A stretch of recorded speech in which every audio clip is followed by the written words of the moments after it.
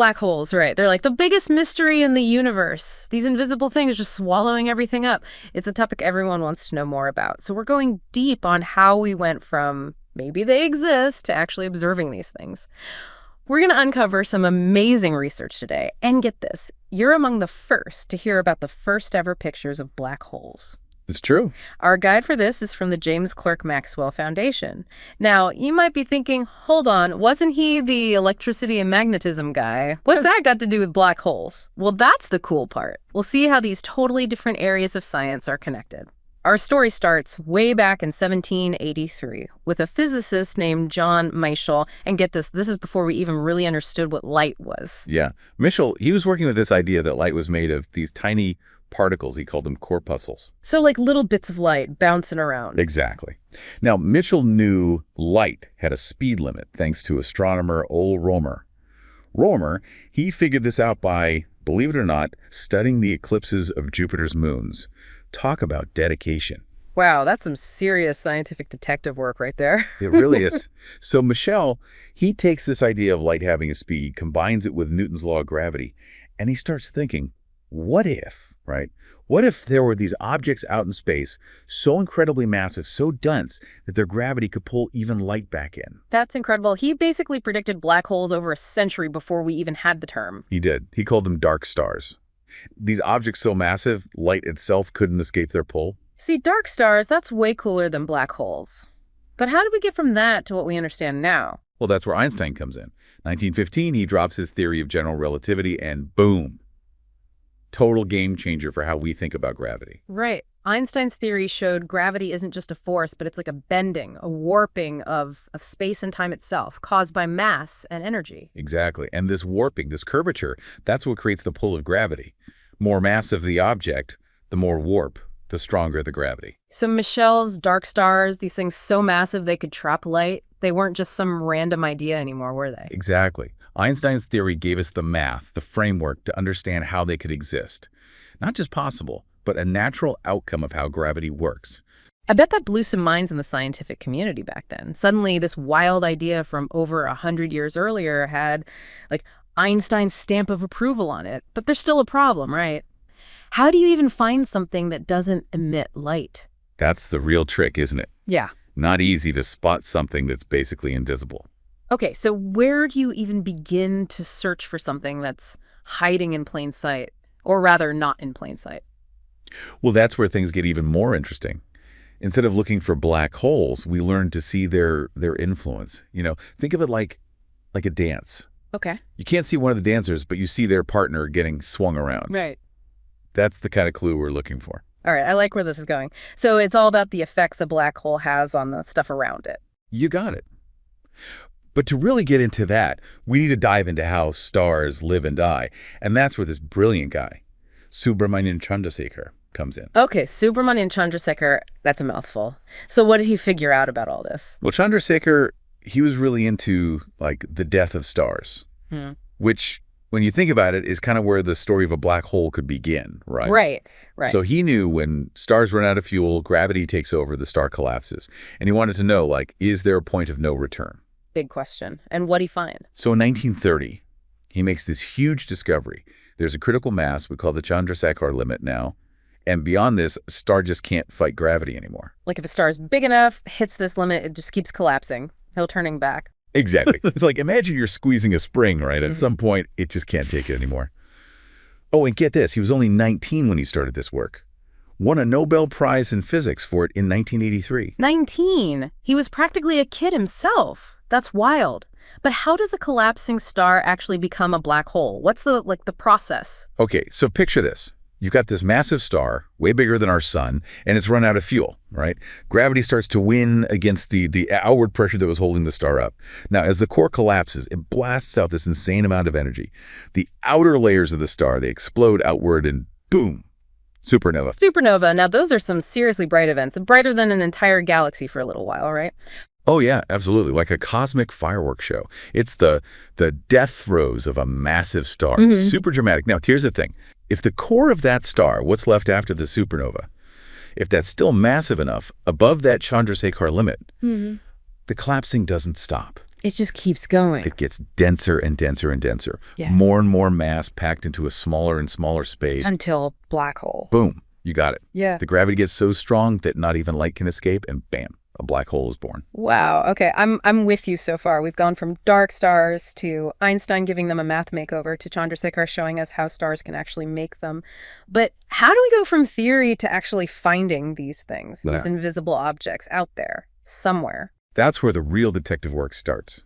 And it all comes back to those cosmic dancers I mentioned earlier. Yeah. Remember, we can't see the black hole directly. Right, got to look at the dance partner. Exactly. The astronomers started looking for these dance partners in something called binary star systems. Binary systems, that's two stars, right? Locked in this gravitational dance-off with each other. You got it. Now, imagine one of those partners is a black hole. It starts pulling material away from its companion star, like a cosmic vacuum cleaner, I guess. All right, a little less graceful than the dancing, but I get it. So this material, it doesn't just fall straight in, it spirals inward, forms this superheated disk of gas and dust. We call it an accretion disk. Accretion disk. Yeah. Sounds intense. Oh, it is. The stuff in this disk, it gets heated to like millions of degrees from the friction, the crazy gravity, the whole deal. And here's the key. This superheated material, it emits X-rays. And we can see those with special telescopes. So it's like the black hole is putting on a light show, but we need X-ray vision to see it. Exactly. And that's how back in 1964, we found our first real black hole candidate, Cygnus X1. Cygnus X1, wasn't that a big deal? Like the first real sign that these things weren't just theoretical anymore? Huge. They found this incredibly bright source of X-rays coming from a binary system. And when they really studied it, the visible star, it was orbiting something invisible, something about 15 times the mass of our sun. Okay, yeah, something that massive and invisible. Got to be a black hole. Right. That's why Cygnus X1 was so huge. Showed us black holes weren't just on paper, they were out there, lurking in our galaxy. That's amazing. Just by watching these cosmic dances, we could uncover something that hides in plain sight. Or, well, hides by not being in plain sight, I guess. But there's more, right? What about the supermassive black holes? The ones at the centers of galaxies. How do we find those? Supermassive black holes, right.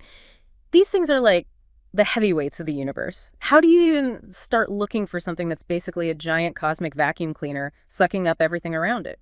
Well, like a lot of these things, it starts with a bit of a mystery. Back in the 60s, astronomers found these incredibly bright objects way out there in the universe. I mean, we're talking brighter than entire galaxies. They called them quasars, short for quasi-stellar radio sources. Quasars. Those were a real head-scratcher, weren't they? What could be that bright that far away? Totally. Took them years to figure it out. These quasars, they were blasting out energy, like across the board, radio waves, X-rays, the whole spectrum.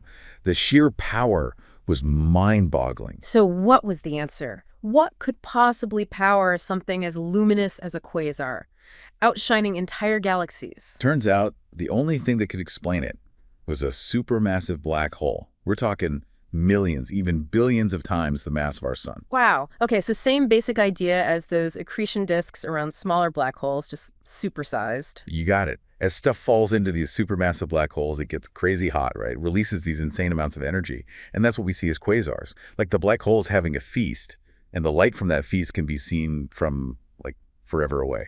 Incredible.